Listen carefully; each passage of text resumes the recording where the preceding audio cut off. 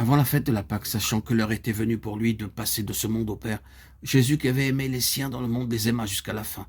Pendant le souper, le diable ayant déjà mis au cœur de Judas Iscariote, fils de Simon, de le trahir, Jésus, qui savait que le Père lui avait remis toutes choses entre les mains, qu'il était venu de Dieu et qu'il s'en allait à Dieu, se leva de table, ôta son vêtement, et ayant pris un linge, il s'en ceignit.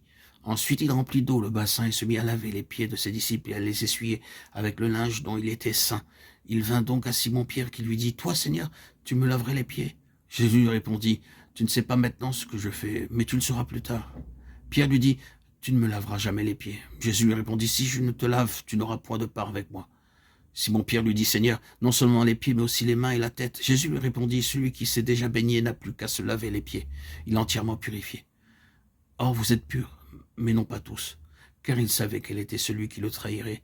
C'est pour cela qu'il dit « Vous n'êtes pas tous purs. » Après qu'il leur eut lavé les pieds, il reprit son vêtement, et s'étant remis à table, il leur dit « Comprenez-vous ce que je vous ai fait?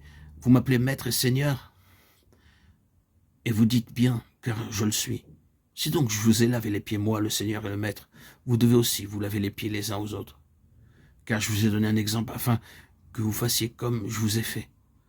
En vérité, je vous le dis, le serviteur n'est pas plus grand que son maître, ni l'envoyé plus grand que celui qui l'envoie. » Jean 13, 1,6, 1,16. Le Seigneur ici a institué un ministère pour ses compagnons. Il dit « Je vous ai donné un exemple afin que vous fassiez comme je vous ai fait. » Jean 13, 15.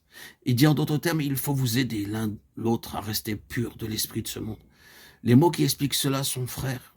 Si un homme vient à être surpris en quelque faute, vous qui avez l'esprit, redressez-le dans un esprit de douceur. Galates 6, 1.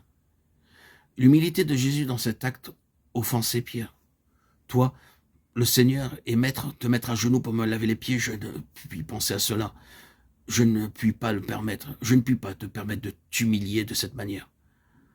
Vous qui avez l'esprit, redressez-le dans un esprit de douceur ou d'humilité. Vous et moi, nous devons apprendre cela davantage. C'est un ministère spirituel qui est très nécessaire. Il y a des groupes de chrétiens dans ce monde qui pratiquent cela littéralement et ont une part dans ce service qui consiste à se laver les pieds les uns aux autres. Nous ne discuterons pas et ne chercherons pas s'ils ont tort ou raison. Je pense cependant que l'on peut laver les pieds de quelqu'un littéralement sans le faire spirituellement. On peut laver littéralement les pieds de quelqu'un et s'en aller ensuite parler de ses fautes et de ses faiblesses à une autre personne. Je pense que nous sommes trop souvent accoutumés à montrer la boue qui se trouve sur les pieds de quelqu'un au lieu de l'enlever. Oh, nos critiques et nos condamnations à l'égard d'un autre. Il n'est pas nécessaire d'être un expert pour voir l'impureté spirituelle des hommes et le contact du monde sur eux. Chacun peut voir leurs fautes. Mais qu'allons-nous faire? Parler d'eux et de leurs fautes? Les faire voir à d'autres? Les avoir toujours en vue? Permettre que notre attitude à leur égard soit influencée par leurs fautes?